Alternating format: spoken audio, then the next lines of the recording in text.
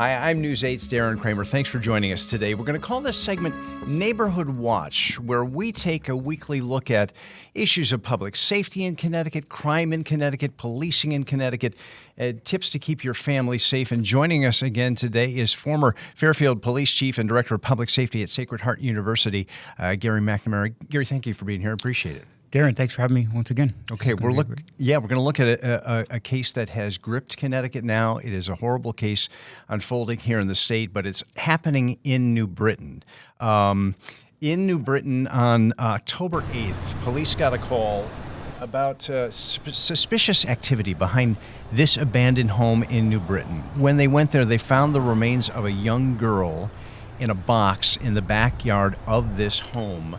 And the investigation has been unfolding from there. Let's go now to News 8's Kiara Smith at the day the body was found. Take a look. After this discovery, New Britain police are now working with state police to investigate this case. Officers say they received a report of suspicious behavior at an abandoned building at 80 Clark Street on Wednesday afternoon. When they got to the building, a container was found in the backyard area along the fence line. That's when officers say they found what was believed to be human remains inside of it. It is unknown how long that container was there for or who is responsible for it. But the city's police department is also working with the state's attorney's office and the office of the chief medical examiner on this case. And as this investigation continues, we will provide you with updates. But if you have any information on this incident, you can reach out to police. In New Britain, Kiara Smith, News 8. Okay, so that's October 8th in New Britain, and obviously horrified neighbors there. As police get this call, they make this horrific discovery. Talk to me about the act of policing at this stage of this investigation. What happens? Well, patrol officers respond to this suspicious activity, so they don't know what they're going to find.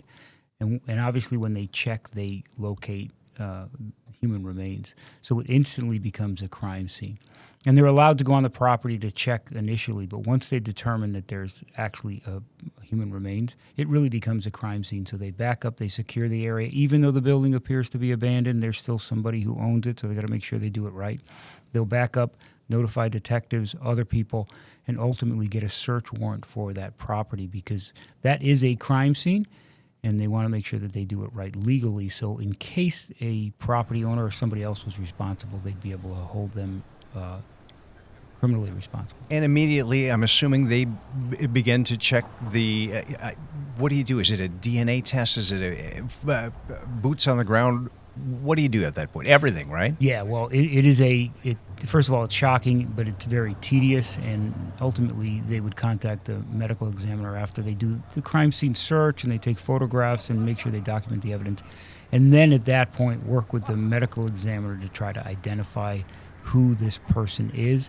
You know, there may be other evidence there that they find that leads them in a direction towards who she is ultimately, but you know, the medical examiner would help in that process. But ultimately it's a detectives on the ground doing interviews, trying to get the information of who called in the suspicious activity, so they're going to reach out to that person. That's why it's important people call in, and if they can provide their name and number, that's helpful because they can go back and find that out. So they'll work outward. It starts in. They have the crime scene, process that, but then begin to work outward, check cameras, check other things to try to get as many details as possible as they process the scene. Okay, so the police work here apparently, from us watching on the outside, evolved quickly. It was just about a week later that there were the child in the box was identified as 12-year-old Jacqueline Garcia, and arrests were made in the case. Here's our Jeff Dedarian reporting as that part of this story unfolds. Police say this house behind me, vacant house, that's where Jacqueline Garcia was found inside of a plastic container. Today in court, by my count, at least 13 state troopers and marshals standing guard, keeping an eye on things. Family and friends packed the courtroom. Emotions erupted. Despite a warning from the judge to remain quiet, it became clear the anger overflowing. Get out of here, get out of the courtroom, leave the courtroom, leave the courtroom now.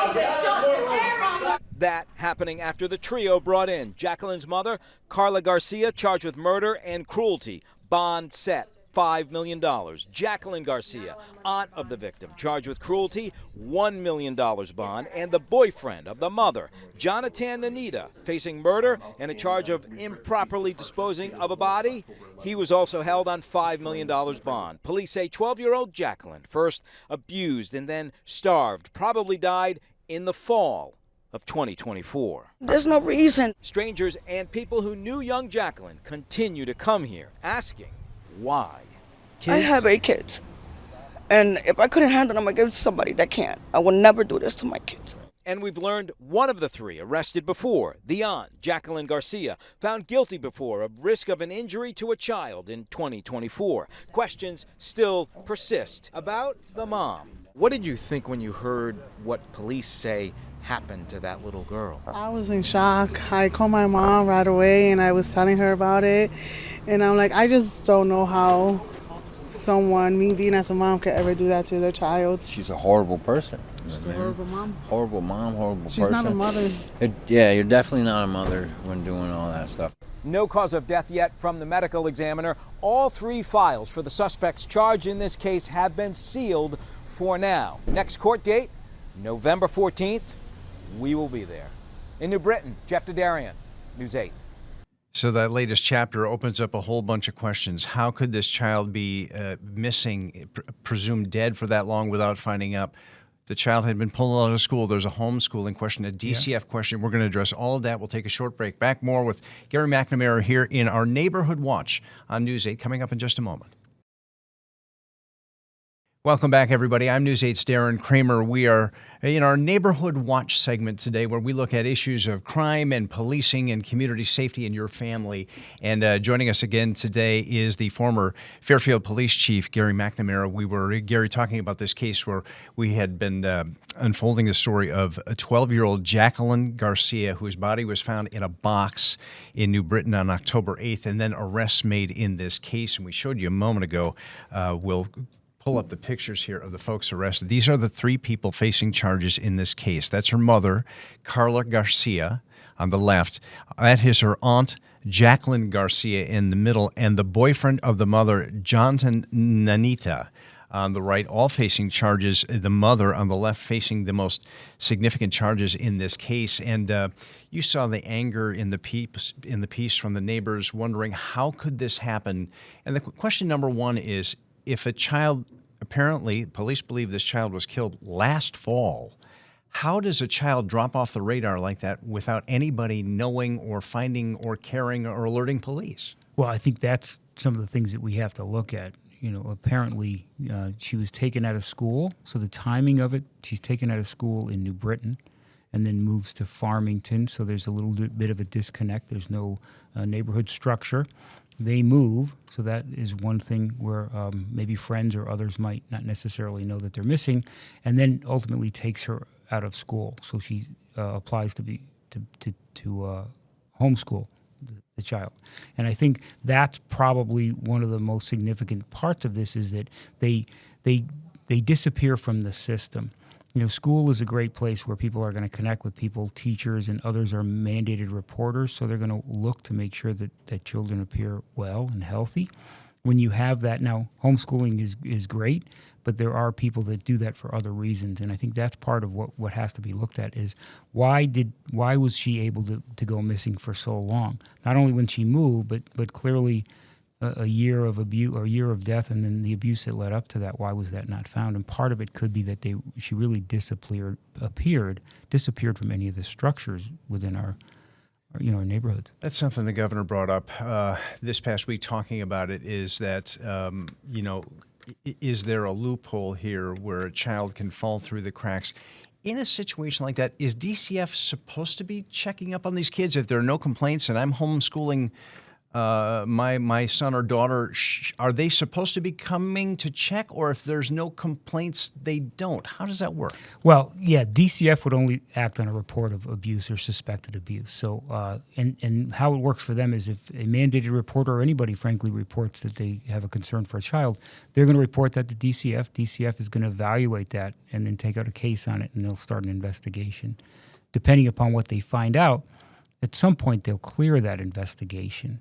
And and then everything moves forward as is. So there is no real mandatory check-in. I think there's some voluntary programs that people can go into once DCF clears that, but if there's no ongoing contact, DCF is not going to continue to reach out.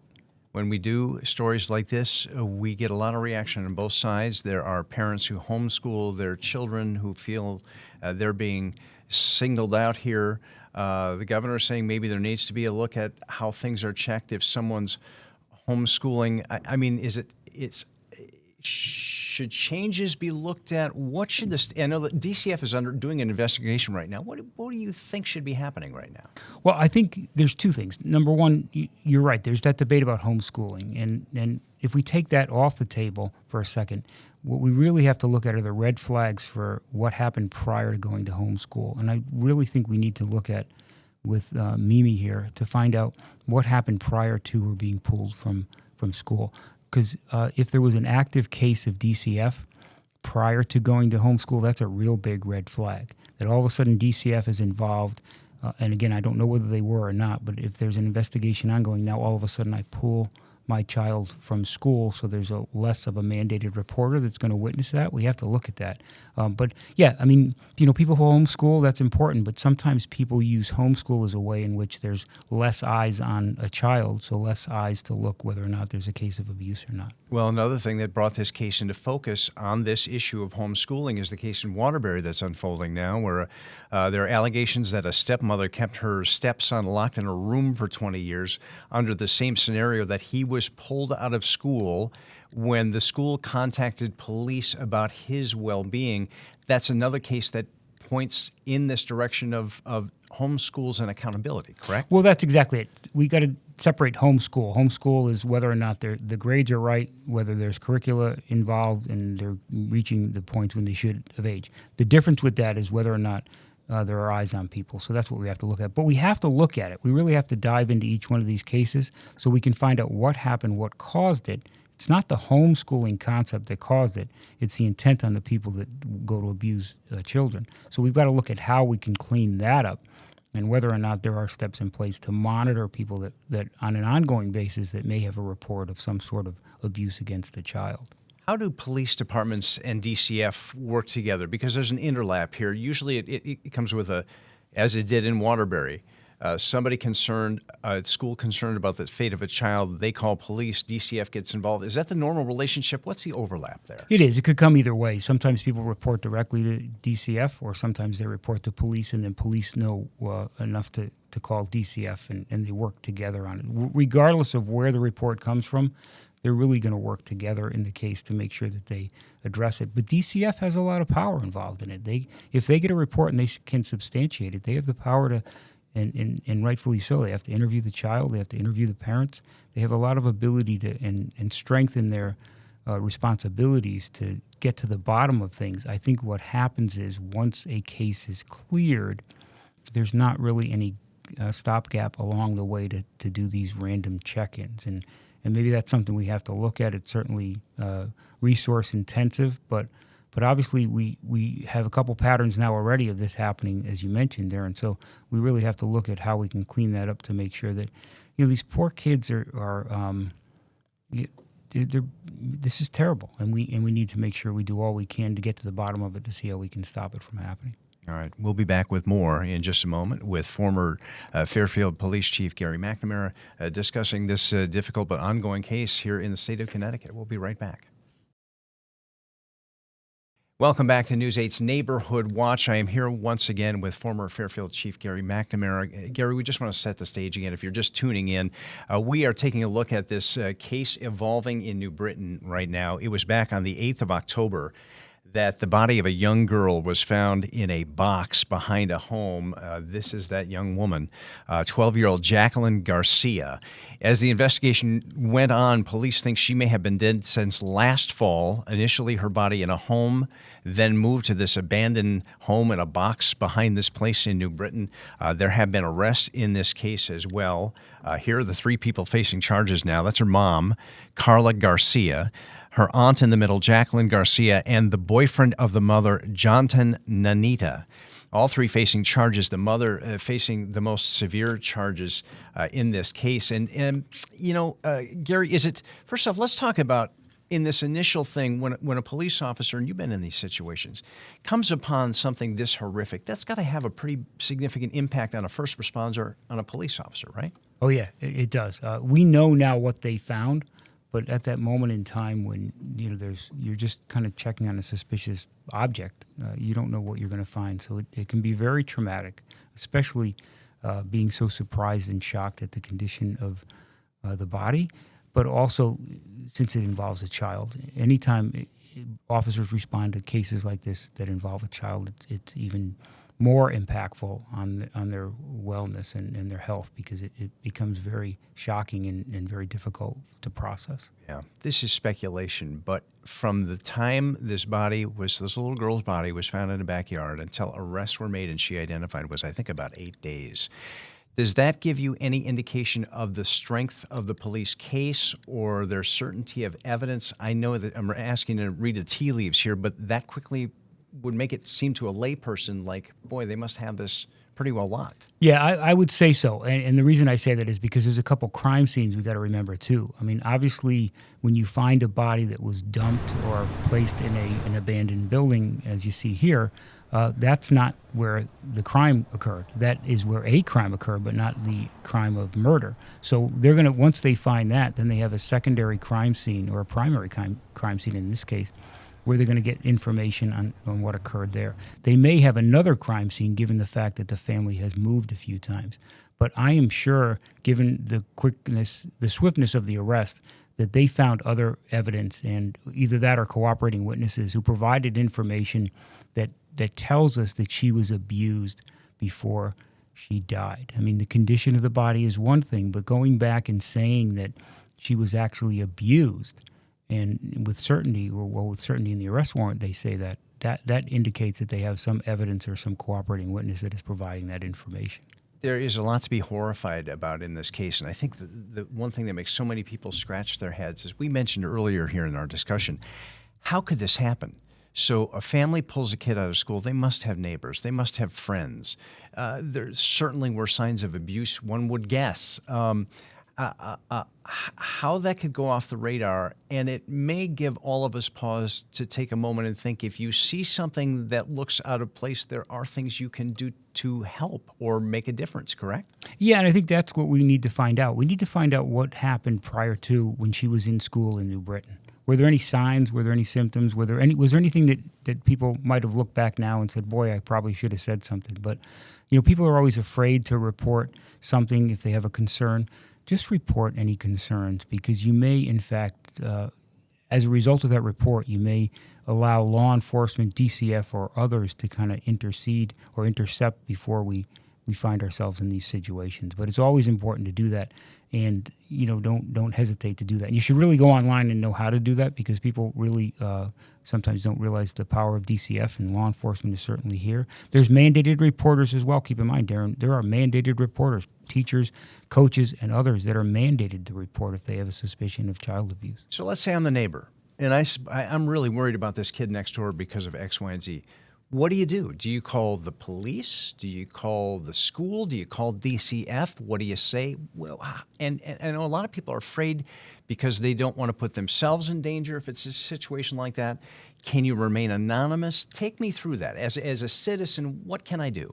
Well, I think that's the problem that some people have. They don't want to label somebody as abusing their children, and so I think we all understand that. But you certainly can call law enforcement and provide an anonymous report. Just to maybe police can go over there to just check on the welfare of the child. I think that's a place to start. But obviously the schools are mandated reporters, so they'd have to report that information. But if you get a concern about a child in your neighborhood, somebody that appears to be wandering, or you just get that feeling that something might not be right, that conditions have changed. Something changed from when the child, you last saw them, or you don't see them riding their bike anymore, and you're just concerned about it, you can always call law enforcement. What law enforcement can do with that information might be minimal, but at least it may have an opportunity for them to knock on the door and speak to a parent or speak to somebody, and maybe they'll find more information to say, hey, it is occurring, or no, it's not occurring, and we're pretty confident in that. This whole nightmare started unfolding, boy, in early October, so we're not that deep into this case. And again, I know you can't predict everything, but how long does it take from where we are in this case for there to be some sort of judicial decision or a verdict in this case? Are we talking years? What do you think? Oh, I think it'll be, the investigations, the case is still ongoing, so there's a lot of work to do before it gets to trial. They're going to obviously process crime scenes and get evidence and really firm up their case. But yeah, we're talking at least over a year before we ever get any resolution, maybe even 2 years before that resolution comes, because they're still working the case. They get enough probable cause to make the arrest, but the investigation doesn't stop. It actually gets more intense after the arrest, especially in a case like this where they're going to go back to school records, they're going to go back to the different houses, neighbors, and do a lot of interviews. So this case is still being investigated while they're starting to enter the judicial process. You got a long police career as chief and on the way up. Did you have any dealings in your career with the kind of situation that involved homeschooling or the fate of a child? Did you personally ever have anything like that? I did not. It seems like it becomes more, homeschooling these days becomes more of something that people are interested in doing. I don't recall any times of that. Look, we did have times when kids were truant. We'd have to deal with kids that just weren't showing up for school. And there is some truancy laws within the state, so we would reach out and make sure that we reached out to that. But the homeschooling process takes it really out of the realm of our public schools, and that's one of the areas that I think we have to look at. Well, we are all rooting for justice for this little girl. They called her Mimi. That's 12-year-old Jacqueline Garcia. The case unfolding now. We appreciate, once again, your time. Gary MacNamara with us, and this is Neighborhood Watch. Gary, I appreciate it. We'll see you next week. You got it there. Thank you.